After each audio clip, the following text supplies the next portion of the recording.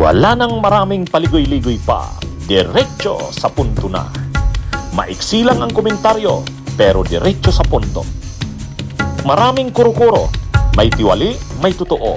Dito, sa puntong diretso tayo. Punto, diretso. Anyway, ito mga kabunyog, binira ni Cayetano si DOJ Secretary Bida. Talagang lahat na lang inaaway nito ni Cayetano ngayon. Ha? Desperado na itong si Cayetano. Ha? Inaaway lahat. Ha? Inaaway si Matibag. Sino pa bang mga inaaway nito? Ha? Inaway si inaway nito ni Cayetano ngayon si Frederick Bida.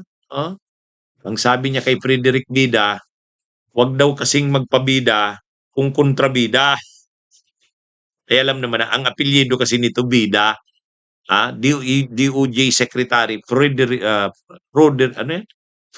Bida. Ngayon ang sabi ni Cayetano, mga kabunyog, wag daw magpabida kung kontrabida naman. Hindi ka pwedeng bida kung kontrabida ka.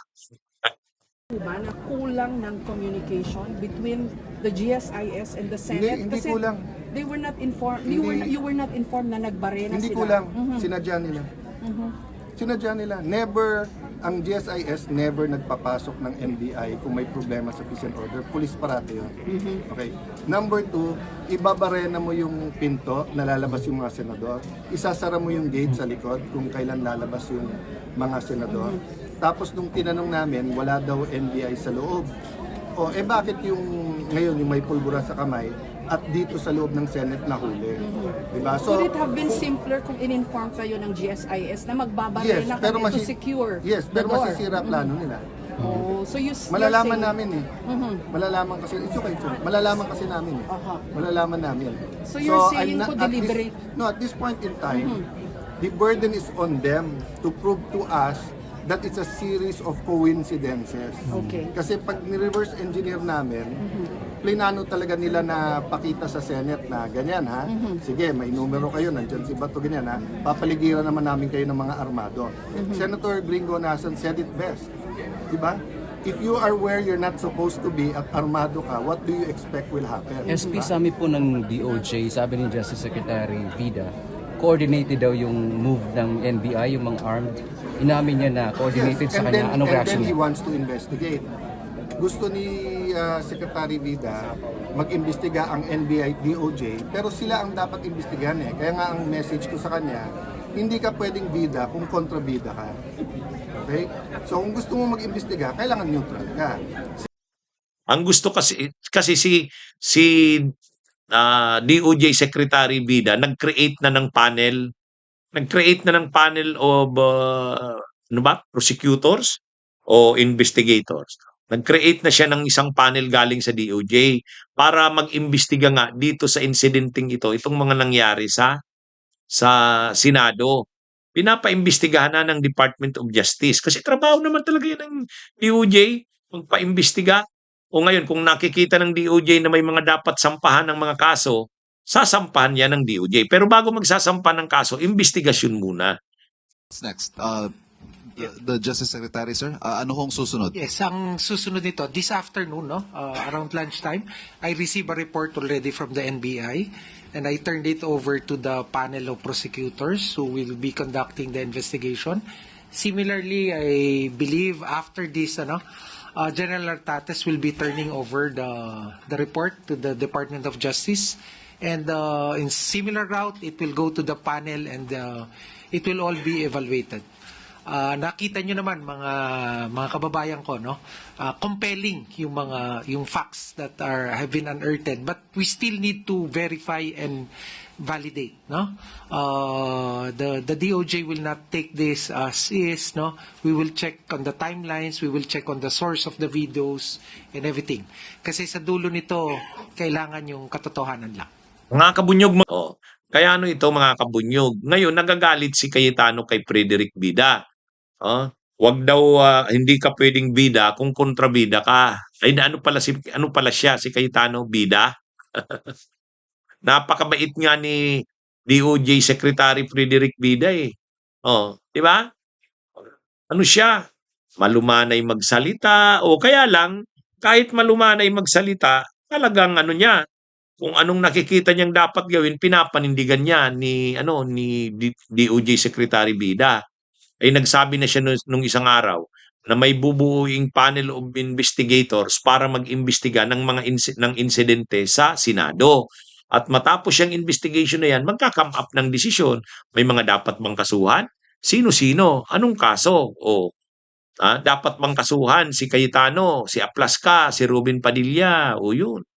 Kaya ngayon, napipikon si Cayetano kay Frederick Bida. Kasi nga, may investigasyon na ginagawa eh.